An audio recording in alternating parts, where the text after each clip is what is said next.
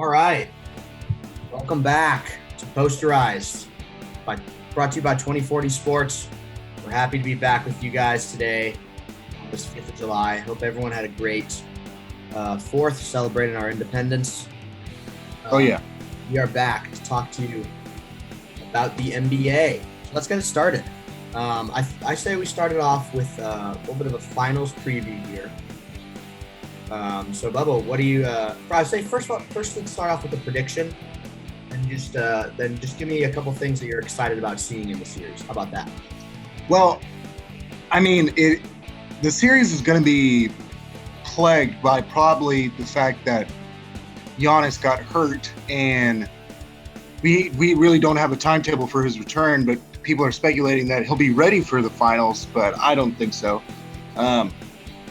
I think we're looking at like game 2. And I mean, if he comes back at game 2 and they lose the first game and they win the second game, then I think he probably got his 7-game series. I don't necessarily think the teams are evenly matched on paper. I just think both teams have a big X factors. Like if D-Book shows up one night and Chris Paul shows up one night, then he'd probably get the dub. If Giannis and Middleton show up one night, then you probably get the dub. You know, it's just like, I think both teams are evenly matched with the X factors, but roster-wise, I think the Suns are a better team, and I just see the Suns with the veteran leadership of Chris Paul, and honestly, D-Book is a veteran leader now too.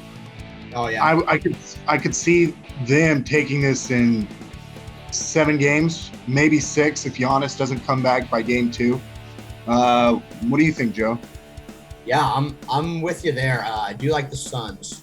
I would say probably 7, but I really can't see Chris Paul losing this series.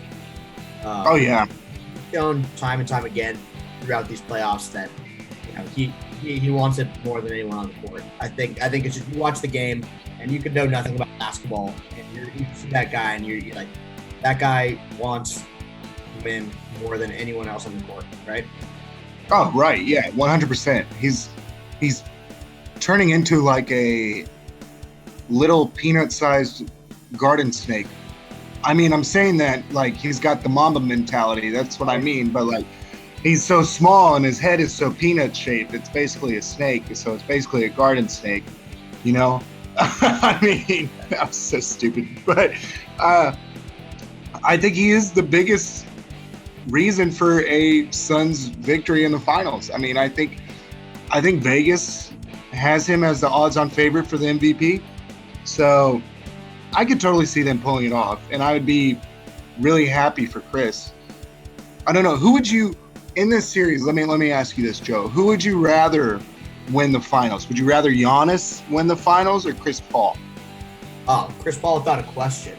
Yeah. Giannis. Yeah. Okay. Especially Giannis winning on an injury, where he's probably going to be carried by the Chris Middleton, Drew Holiday. That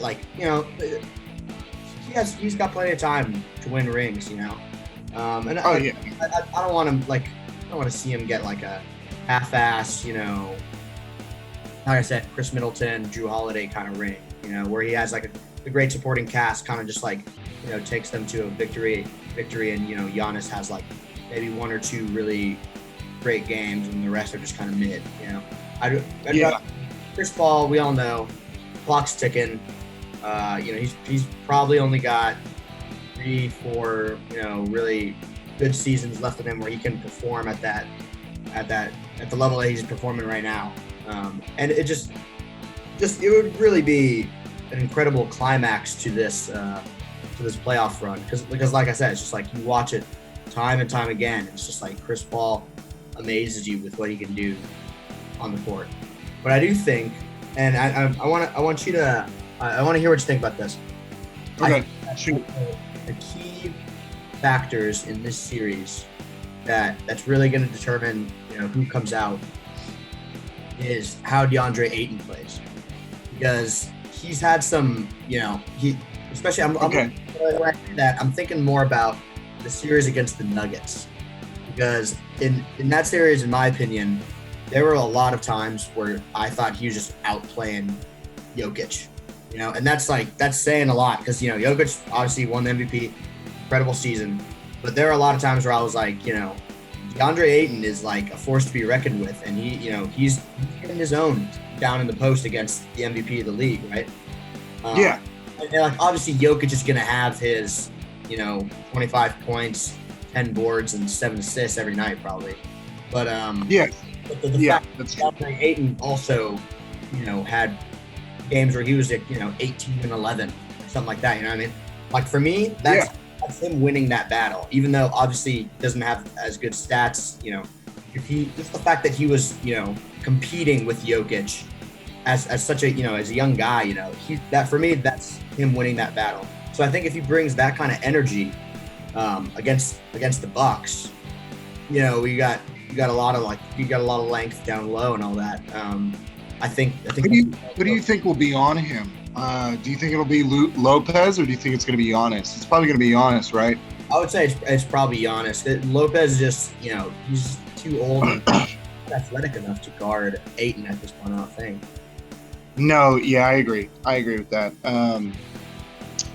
Yeah, I mean, I think he will be a big X factor. I think, honestly, though, he's going to have to play a lot of minutes. And I say that because I don't think their backup, I can't even name them, I don't see them winning a... Dario Saric, I think. Maybe. Oh, yeah, that's right. I don't see them winning a series with Dario Saric playing like 12 to 15 minutes, I don't see them winning the series because Giannis is going to be out there 41, 42 minutes. He's going to be out there pretty much the whole game. And can Ayton do that? I think that's yet really to be seen. And, I mean, he will be up against Lopez periodically, and I think that's whenever he will need to take his offensive skills and kind of dominate over him. And if he's unable to do that, then it's going to be tough sledding for the Suns. I think so. Now, it is kind of interesting that you're bringing up the center being a X factor. Isn't it kind of weird how this is really one of the first, I would say, finals in a while where we are seeing predominantly not small ball lineups. Like you're going to see Drew Holiday at the 1, I think. Forbes at the 2, or Connington at the 2, and then Middleton, Giannis, Lopez. That's a 5 point guard, shooting guard, small forward, power forward, center. You got the same thing on the other side. You got Paul, Booker, Crowder, who's their 4, and then you got Ayton. That's the same starting 5. Whenever, like last year in the finals, yes, you could consider both those teams being like strategically not small ball, but it was all running through LeBron, and he was the point guard, and Schroeder was kind of just like the shooting guard. So I don't know. It just like, how do you feel about that? Do you think we're going back to the ways basketball used to be? Because the Warriors were so dominant with the small ball lineup. Yeah. And teams have now tried to copy that formula. I think Atlanta's a good one. Although they used Clint Capella a lot. Yeah. They would run out lineups with predominantly small guys and then John Collins, and they were successful. Yeah, I think it is really interesting that we're seeing that. But I really think that kind of speaks to the sustainability of the having the 1 through 5 positions, because we're seeing a lot of injuries in this playoffs. Obviously, everyone knows that, right? But it's easier to stub someone in when you have people playing positions, and it's not just when you have a 1, 2, 3, 4, and a 5 on the basketball court, right? And when you're playing small ball, and you got a lot of shooters and you're kicking it out, it's hard to replace just like some of these shooters that are so prolific. You know, you get like you just no one you can put on the floor that's nearly as good as this person that gets injured. You know what I mean? Also, athleticism wise, like it's hard to replace that with a big man who's just as athletic as that smaller man, you know? Yeah, exactly. But when you have people playing positions, you know, it's like, all right, you know, I only need to replace, you know, this specific thing that the five does, you know, as opposed to like, oh, we lost like the guy that we run our entire offense through, pretty much, you know? Yeah. I mean, injuries were huge, big issues. You could argue that's why Atlanta lost. I mean, you could argue that this whole playoffs would be a shoe-in for the Nets if they didn't have Harden and Kyrie go down like they did. You know, I think injuries were the biggest downfall of this season, to be honest. And like, it was all an amazing season leading up to the playoffs. We had some of the best playoff matches of like the past decade in the first round, and in the second round, that's whenever the injuries started to happen. And you can look like even before then, Jamal Murray got injured like a week before the playoffs. Yeah. So, and LeBron came out, and multiple players have came out and said that the way that everything was scheduled was a bad idea in hindsight. I mean, do you think the schedule had anything to do with the injuries? Because I do, but at the same time, I think just like the shortened season before, and then having to work your ass off for like a short amount of months in the off season just to do the same thing again. And I think that was ultimately what led to more injuries, not this season. I think last season, and then the taxing of like on the body of that whole year leading to this season. Like, I think your body just eventually kind of just is like, bro, come on. We're running on fumes here. What do you think, Joe? I think that's an interesting topic. No, yeah, I totally agree. I think the way that they did it, I think what the NBA got rid of like some of the back-to-backs. I think that was the way that they wanted, the way that they were saying, you know, we're looking out for player safety. Is like, you know, we're not going to have, what was it, four games in 5 nights. They got rid of those. Yeah. We're only allowed, like, teams are only scheduled for like one back-to-back every like 2 weeks, something like that. But you know, it's like, and they reduced the schedule from 82 to 72 games. You know, but at the end of the game, at the end of the day, it's like, you know, especially for the teams that went to the finals. Where, I mean, when were the finals last year? Like September, October, I think. Yes, they were super late. Yeah, October. And even these ones are late. I mean, it's supposed to be happening around June. That's whenever the finals are supposed to be happening. October, and then you have November and December to, you know, go on vacation with your family and, you know, work on the off season and, you know, get healthy again. And then I think the first games were right around New Year's. And so it's like, and then you go back and you play 72 games again. And so you know, obviously the NBA is a business, and, you know, businesses make money, right? And they're looking out for the bottom line. But I think, you know, there's a lot to be said for like what the quality of this playoffs could have been had we had, you know, Jokic and Jamal Murray completely, you know, healthy versus Chris Paul and people, or just to see, you know, what could have been obviously from Brooklyn.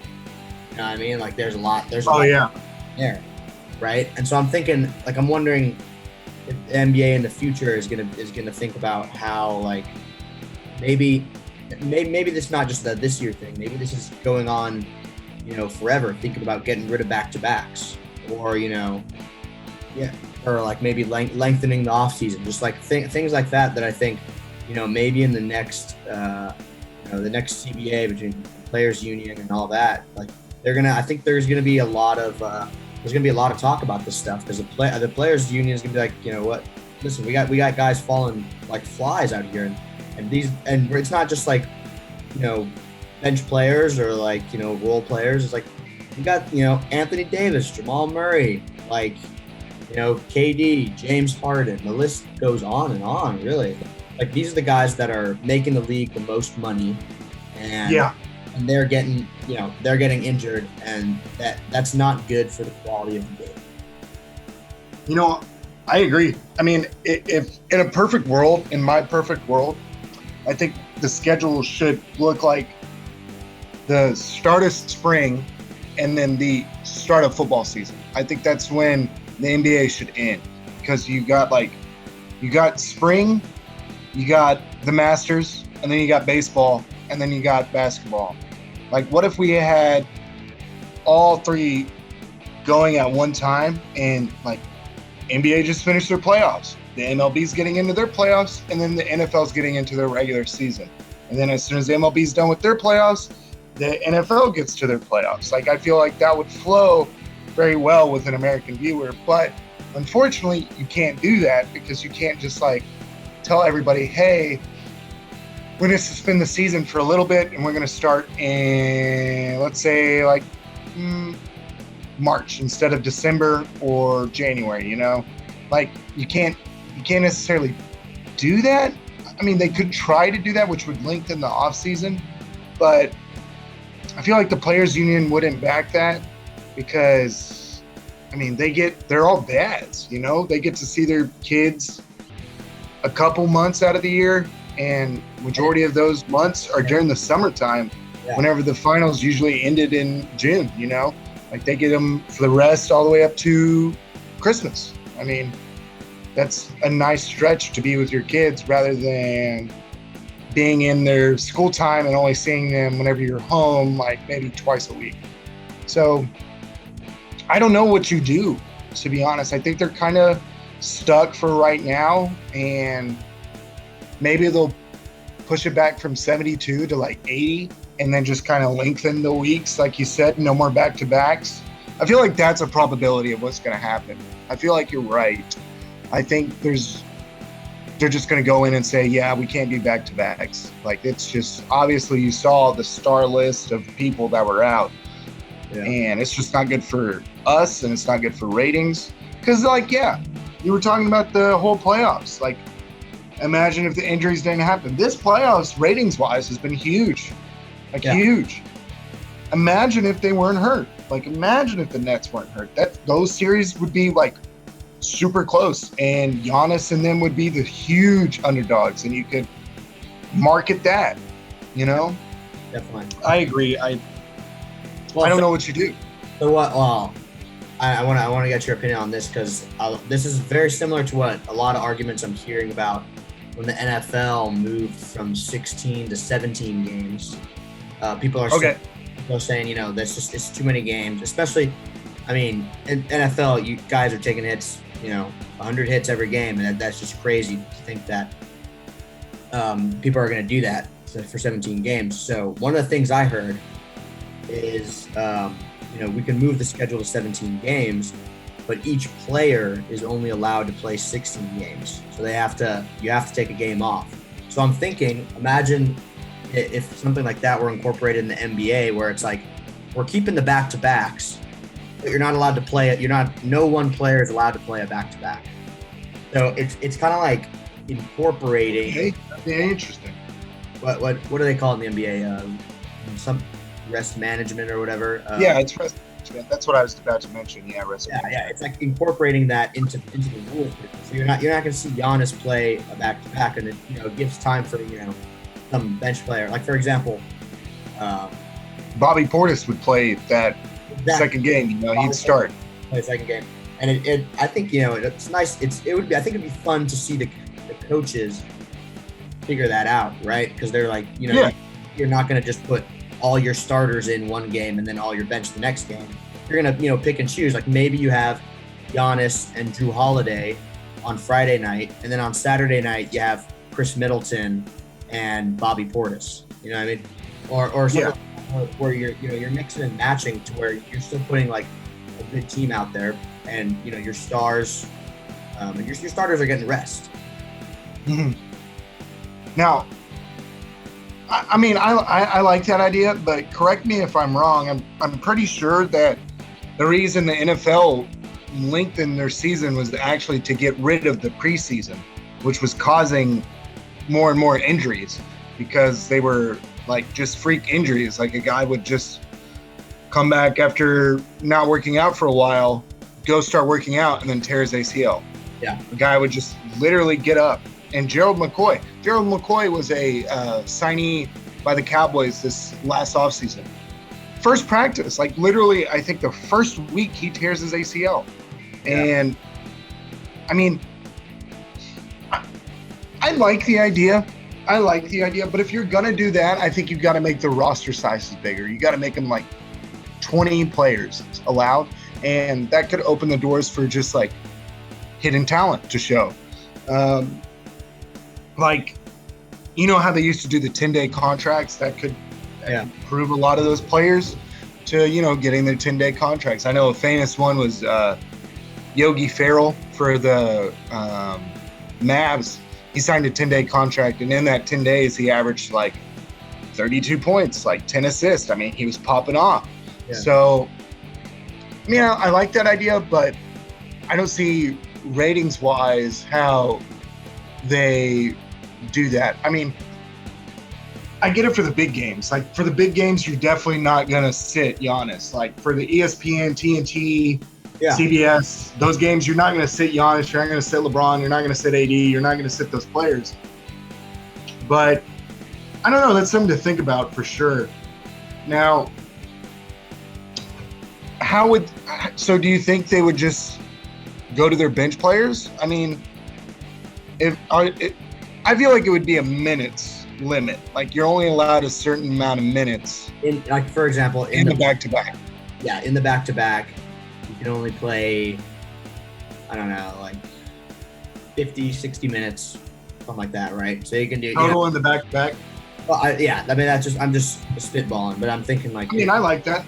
Make it 60 minutes, then Giannis can play 40 minutes in the first game, or like whichever is the bigger game, but he can only play 20 minutes. In the other end of the back-to-back.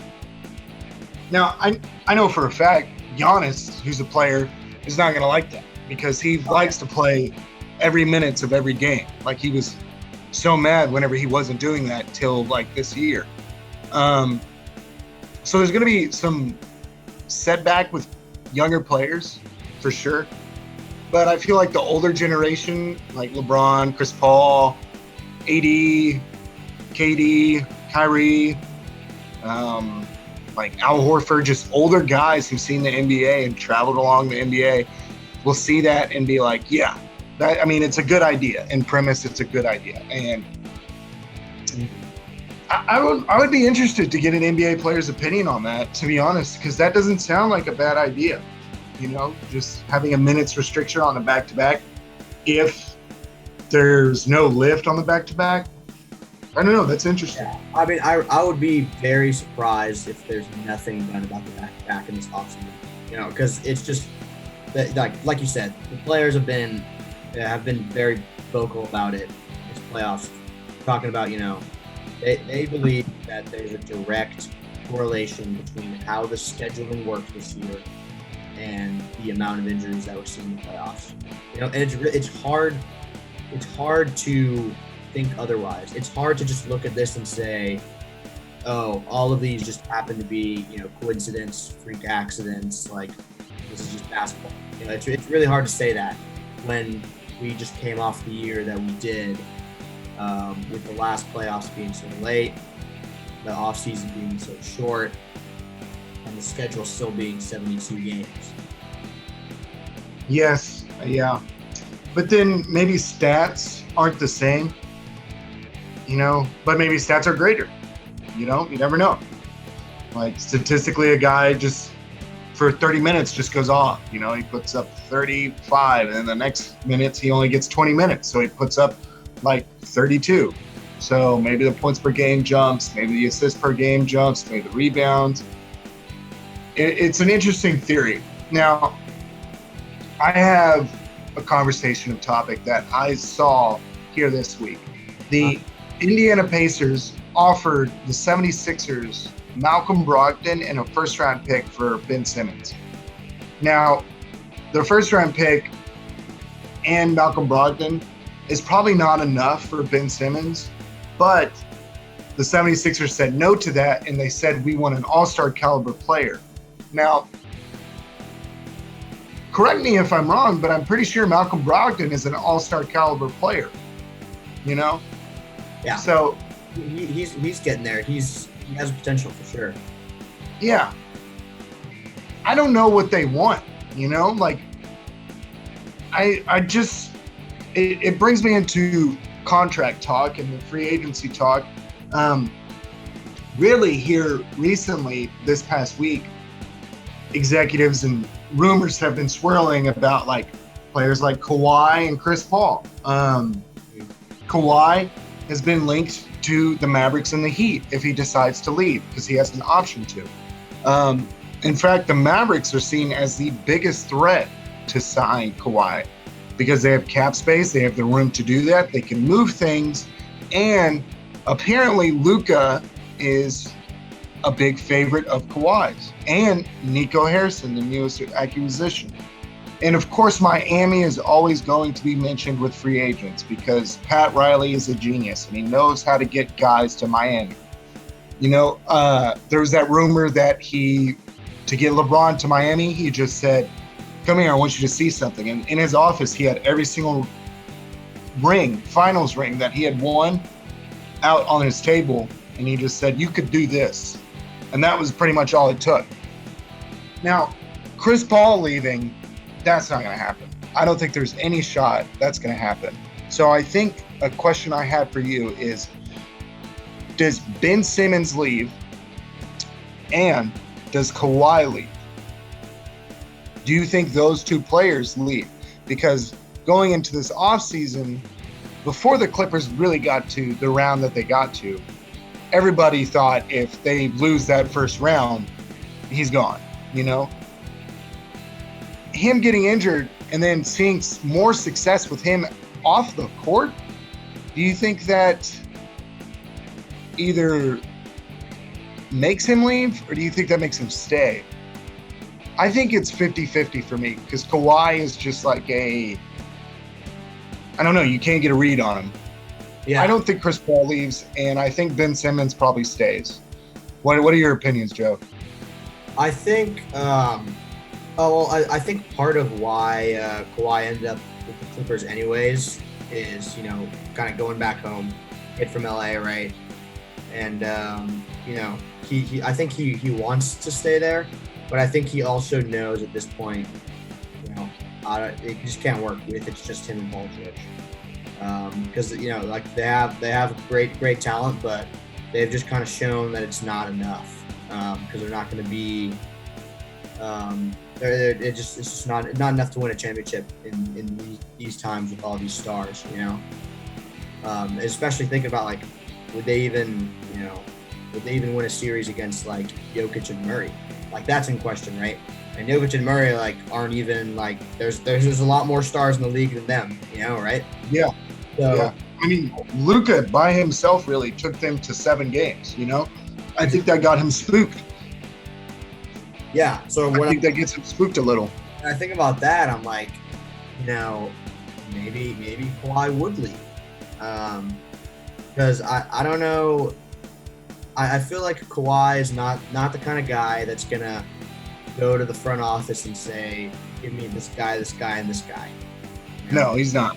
Like he's more likely to shop around and say, you know, who's a GM that I have faith in, that they have a solid base roster, but putting me in there and then maybe getting one more guy would be great.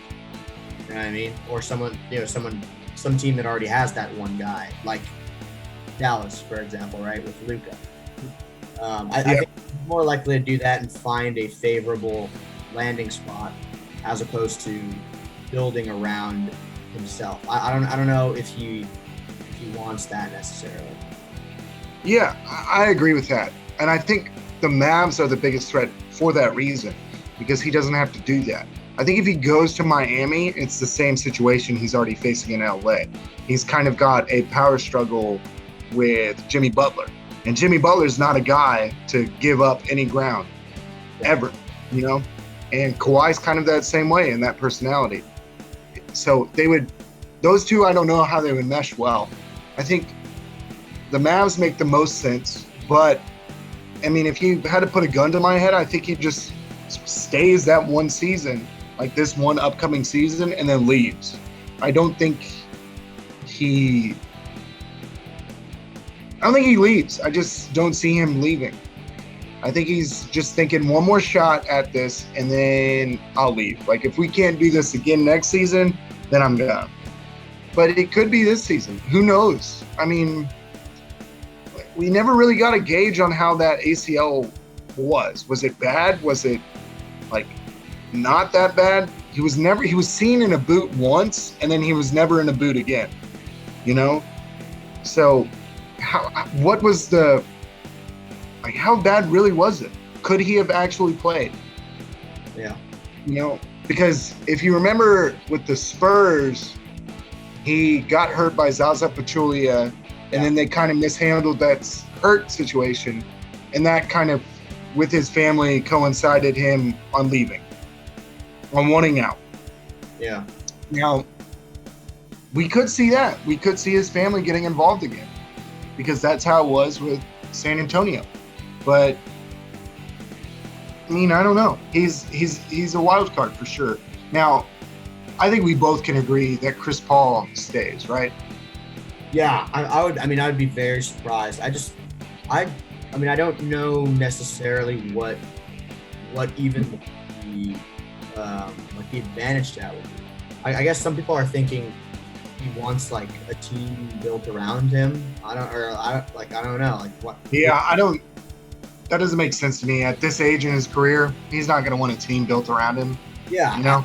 I don't see him wanting to do that. And he's got plenty of star power in Phoenix. I mean, Devin Booker is a superstar. Devin Booker is. I mean, he's incredible. The stuff that he can do on the basketball court that he's shown us this postseason is just insane. Some of these things. And he's got, I would say, probably one of the best up and coming centers in the league with DeAndre Ayton. He has a chance to be one of probably the best center of his generation. Kind of I was about to say his generation. Moving away from true fives, true centers, right? And so, but you got to think he's got a great relationship with Monty. I mean, they're good coach point guard relationship. Yeah, and that's super important, especially for a veteran like Chris Paul. You gotta, because Monty's the kind of guy that's gonna give him the respect that he deserves because Chris Paul, right? At the same time, know what he can give you and what he can't at his age. Yeah, I mean, I totally agree. I think he stays. I think he probably just signs a team-friendly deal. I really don't think he's seeking huge money. I'd be surprised if he seeks huge money. Like, I'd be surprised if the reason he leaves is because of money. Let me put it that way. I just don't see him doing that because he's made money in his career and he's making money with advertisements. You see him on State Farm all the time. Ben Simmons, though, that is a question mark because part of me thinks that he's going to get moved because the GM is that way. He's a proactive GM. I think it's Daryl Morey, the same GM for the Rockets that was able to get Chris Paul and Russell Westbrook, like in off seasons. I mean, he made his teams better. They just flat out didn't win a championship. Chris Paul got hurt. I could see him being moved, but I don't see him being moved in the East. I think if he's getting moved, it will be in the West. And I just don't see a team right now, playoff ready in the West, who could utilize him. I mean, like, is there a team in the West that you think right now could utilize Ben Simmons to make a big playoff push? Now, there's a team that I think that is outside looking in, San Antonio, who has been linked to Ben Simmons, but I don't think they have enough to give up for Ben Simmons. Like, I don't think they have a star yet. I mean, DeJounte Murray's kind of headed that way, Yeah. I don't know. What do you think? I mean, I'm from San Antonio, Spurs guy. It's scary to think about Ben Simmons coming my way. That's the word I would use to describe it. But yeah, if we're talking But about, it could be the next Tim Duncan. oh God, no. Pop could teach him, hit the glass every time, and you won't miss a shot. Just like Timmy. I will stand by the fact that the Spurs shooting coach, Chip England, is the best shooting coach in the world. There's no better shooting coach. This guy has proven time again he's a great shooting coach. But I would rather, I don't want to give up DeJounte for him because I feel like DeJounte has a lot of potential. Yeah. And I feel like Ben Simmons has kind of shown us that he's going to be a stagnant player. You know what you can get out of Ben Simmons, and unfortunately this last playoff run, it's like what you can't get out of him too. So I think DeJounte still has a couple good years of growth, and besides that, we're giving up a third of the roster. If we're not getting up DeJounte, we're sending a ton of people packing for Ben Simmons. Yeah, and that's a risk.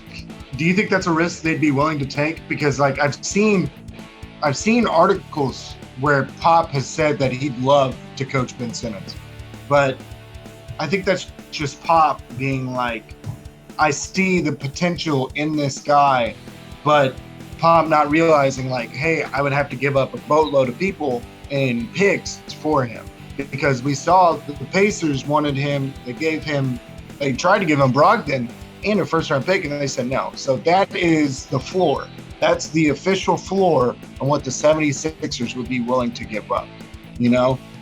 I think a trade that would let them loose on Ben Simmons would actually be to maybe the Celtics. And I say that because I feel like the Celtics could give up Jaylen Brown and then another player, and they would not have to give up a first-round pick.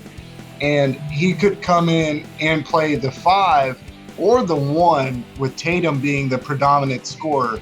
And then you don't have the weird power struggle that has been going on there for a while between Brown and Tatum. Do you shoot? Do I shoot? You don't have that anymore. You just have your predominant scorer who's going to be a superstar in this league if he's not already a superstar, scoring all the time, while Ben Simmons is just passing and facilitating. And you could still probably get some people there. I don't know really, though, realistically, how they move him. I think giving up 2 first-round picks and then an all-star is too much. I wouldn't want to do that. I honestly think the Brogdon deal wouldn't be too bad for the 76ers, because they get a first-round pick and they get a point guard who comes in and can facilitate and still score. But they lose the defense. I don't know if there's a higher ceiling for the trade market for Ben Simmons. I think it is very narrow. I think you got this, and then you got this, and this is where you need to be. But other than that, I don't know. What do you think? Yeah, I agree with that. I think what I wonder is how, when the 76ers are looking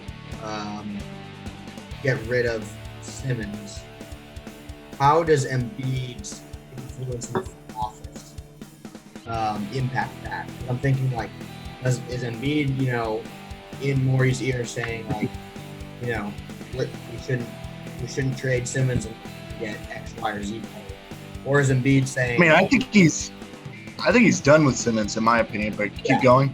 Yeah, no, that's what I was gonna say. Is that the other thing is he could also be saying, just get rid of Simmons. I don't care, just get me the best you can, but just get rid of Simmons.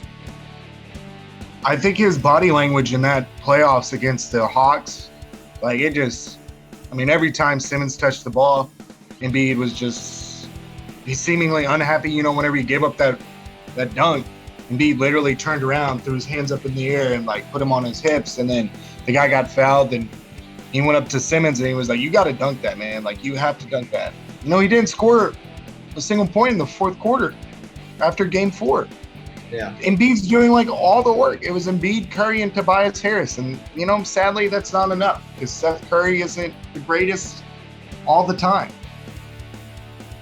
So I don't know what you do. I think inevitably he stays and they just work on his shot. But I don't know if he works on his shot because he's proven that he can work on his shot, but he never does.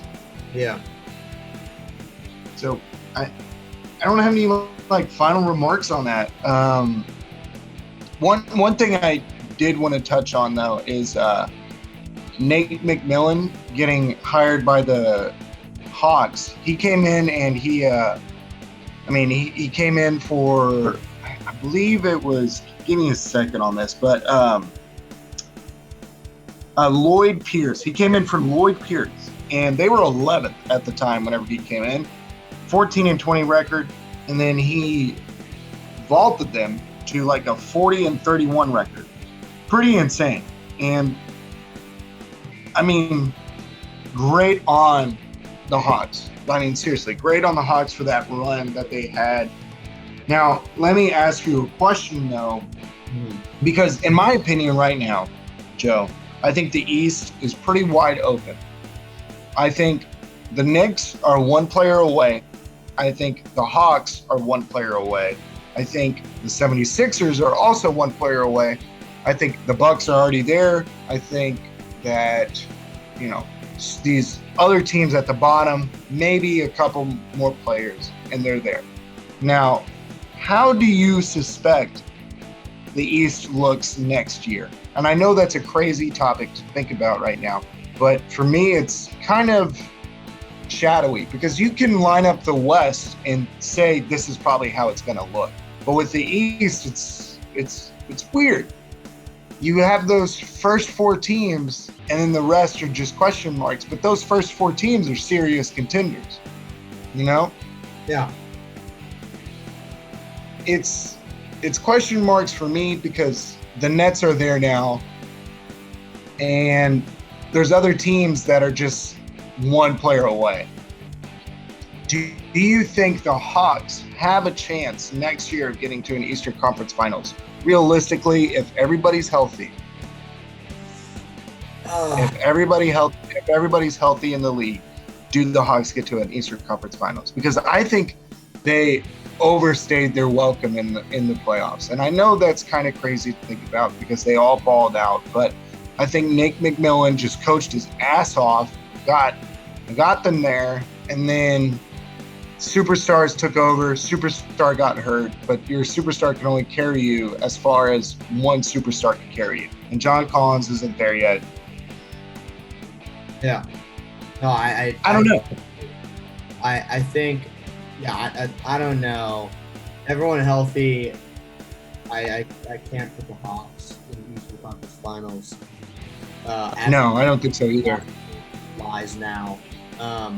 But I do think, like you said, here's to Nate McMillan for, probably one of the better coaching displays of coaching in the playoffs that we've seen.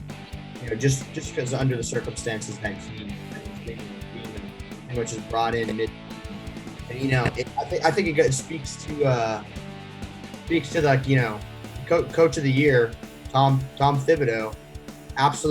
Makes her an absolute dud in the playoffs, right? That horrible performance, right? Then you got Nate McMillan coming in, right? Literally brought in mid-season, doesn't have the veteran respect and he's not lauded like Tom Thibodeau, but comes in and just absolutely rakes, just cleans the floor pretty much. For the Hawks, and I think what you said, they're 26-11 since he was brought in, which is just great. For me, it's just give the man the money, sign him to the contract. Yeah, he deserves it. He deserves it. He deserves every penny of it. But I don't know, even if he has that same incredible, display of coaching, I just don't know if I can put them there in that upper echelon. I mean, I agree. And the only reason I bring that up is because there's 3 players right now since like Trae Young's whenever he was drafted, which was I think 2018, that 2018 draft. Ayton, Young, both were in their conference finals. And so Luka, I'm a big Dallas Mavs fan, is not. But realistically, his team, if they get him another player, has a way better shot at winning and getting to a Western Conference Finals than Trae Young. And I know that's wild to say, but imagine they do get Kawhi. That team's probably an automatic favorite. Like they're not the favorite, but they are a favorite. They're a top 5 team in the league if they get Kawhi, because Luka can facilitate and Kawhi can defend, and then you got Luka coming off the floor and Kawhi can just, do his thing. You don't have that right now. That's what they're missing. All 3 of those players, though, are going to be in the name and in the echelon with each other till the end of their careers. And so to me, it's just, I was kind of happy that the Hawks lost, because if he got to the finals, then I would have just seen everybody talking about how Trae Young is in the finals over Luka, so therefore Trae Young's better than Luka. Ayton's in the finals over Luka, therefore Ayton's better than Luka. No, that's not true. Luka realistically is probably the number 1 pick in that draft if you go back and look at that draft. I mean, 10 times out of 10. So, and I just don't see the Hawks getting back to that point, and that's kind of sad. They need another guy, just like the Mavs need another guy. And I think it's going to be up to the GMs and the front office to get them those guys. And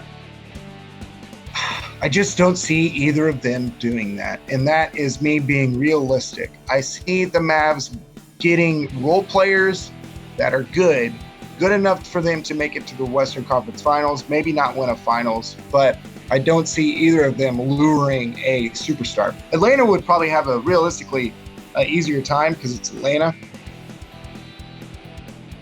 I realistically just don't see either team getting back to huge playoff success without a superstar. Now, what do you think? I'd like the Hawks, no way will get to the Eastern Conference Finals next year. No way, unless they add a superstar. I would be absolutely shocked. But yeah, I do agree, and I think I want to go back to that point you said earlier about how, as much as it sounds bad to say, I'm kind of glad the Hawks, their run ended, because, Trae Young, incredible player, great player, superstar, on the verge of superstardom, if not. Oh yeah. Right. But he's fun to watch too. Oh, super fun to watch. But if he makes it to the finals, then we're like, that is just all we're gonna be hearing about, is about how Trae Young carried a team to the finals, a ragtag group of, yada yada, and Trae Young's doing this. Yeah, ragtag group. Yeah. Yeah, and it's so, and it's just like, like I said, Trae Young's a great player, got a lot of respect for the guy. But, this whole finals with this whole playoffs with all of the injuries and just like the very weird circumstances, it's just hard to say that Trae Young is like, the best guy in that draft, or like sometimes even just the best guy in a series. You know what I mean? Yeah, I know. I agree, 100%. Yeah, I think we're gonna have to stop it there. But do you have any final thoughts? How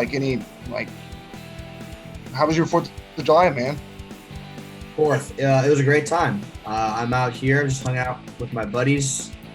You didn't go home? I did not. No, I was out here on campus, hanging out with the buddies, playing a lot of lawn games, enjoying the time. Great sunny weather, 75 degrees, not a cloud. Oh. It's just great. It's great. Dang, that sounds beautiful. What about you? I mean, that's great to hear. My 4th of July was pretty fun. Cornhole tournament. I podiumed, got 3rd, which sucks. Wish I would have won, but we lost to the eventual winners, so that was okay. I had a great 4th of July. I went to see fireworks with my girlfriend, and that was fun. I'm kind of like at the point in my life where I'm just like, fireworks are fireworks, But this one, I was like, whoa, there was smiley faces in the fireworks, and they were like actually doing really good fireworks. Because like I said, at this point, it's kind of like, how's technology not advanced in the firework nation? Fireworks have been around since gunpowder was invented in like the 16, like not even 16, like way long ago. Why is technology not evolved in fireworks? Sorry, that was a rant. No, we need to get, where's the mainstream media on that, right? Yeah, exactly. These are real problems. Posterized podcast. We're all about the fireworks. We're all about advancing technology. Let it be known here. Here, you heard it here first. Fireworks. We are sponsored by Advanced Fireworks. Totally sponsored by them. We're on this issue. To all the listeners out there, we are on it, and we are going to bring you some great fireworks. I'm sure you've seen Harry Potter, right, Joe? Yeah. In the Quidditch World Cup where they have like the full-on fireworks display with like the leprechaun and the dragon. Why aren't we doing that? Why aren't we doing that? That's a great question. Bubba asking the hard-hitting questions today. I do. That's all you get. We love to hear it. So that's going to be it from us today. If you wanna see more of us, head over to 2040sports.com. See some articles that we wrote, other podcasts, great content coming out of there. 2040sports.com. Oh yeah. That's where we're coming at you from here, the Posterized Pod, 2040 Sports. So thank you guys for listening, and we will be back next week, hopefully also accompanied by our buddy Izzy, who could not make it today. So yeah, great personality. Can't miss him. Hope everyone has a great end to their weekend, and thanks for watching.